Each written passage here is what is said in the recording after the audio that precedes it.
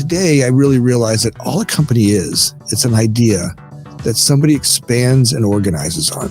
The whole game of growing a business is really, down to those two things: expand and organize.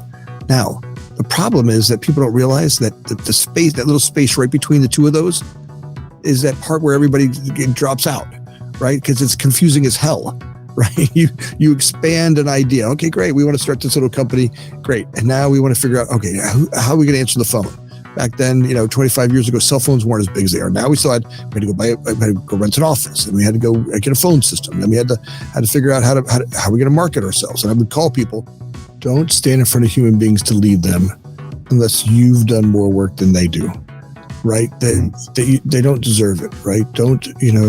I've watched it and I see it happen all the time. Hurt people, right? When they come in and they show up at with their self-esteem and bust, right? When their lower self is there, right? Where I can't, when I start to really project my problems onto the people who work for me, I would do damage to humans, right? And that's where I can damage human beings and communities and really bring people down.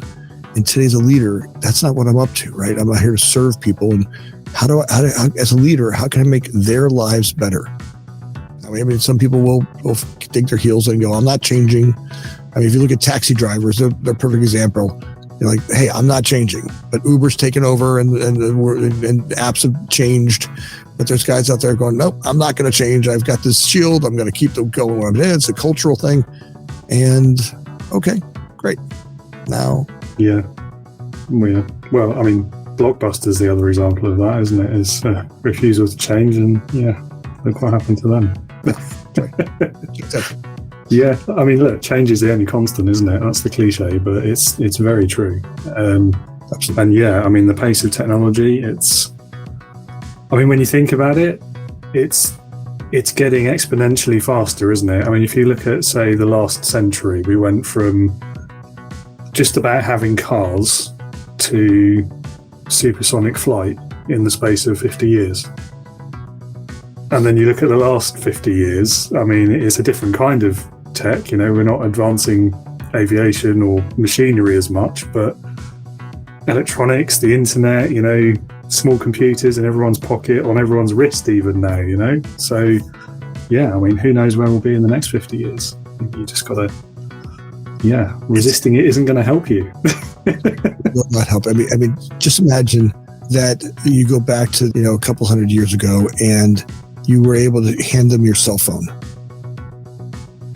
right? And just imagine the complexity of what that would feel like, right? Just to them, that phone would feel like something of the gods, right? It'd be voodoo. It would be shocking, right? To be able to pull up all the information of the planet at any given time on your wrist, right? And be able to talk to anybody anywhere.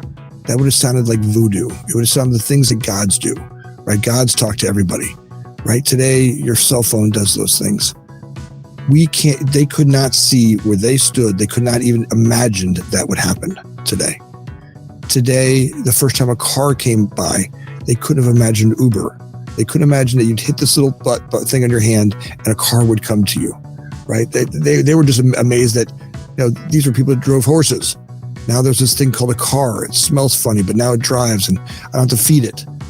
Now all of a sudden, now cars come to me when I want. Self-driving cars are coming. Artificial intelligence is coming. The things that are coming down our pipeline, we won't be able to see from where we stand today.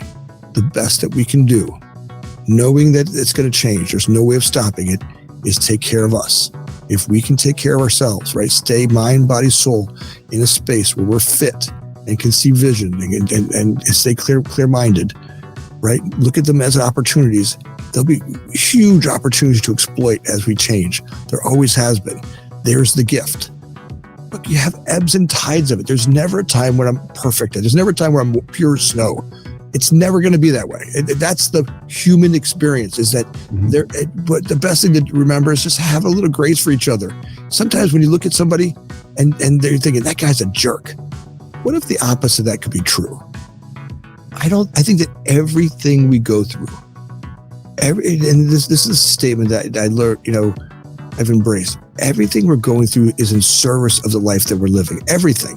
I mean, look, this podcast that we do together, right? The time that you spend putting the podcast together, the people that you bring on, every message that you listen to, every message that you share, all the light that you put on me and all your podcast guests, really does change the world in a way that it's hard to see now. Like, it's hard to connect the dots looking forward always, right? I've heard some great people say that, right? But when I look backwards and go, oh, that makes sense. Look at that. That's why we did that, right? Then you can see it a little bit brighter, but it's not always clear in the moment that this is whatever I'm going through. The ups and the downs are in service of the life that I'm going to live. And, so I think there's the opportunities to look at and go, look, even my toughest days, there's something there that's in service of the life that I'm going to lead.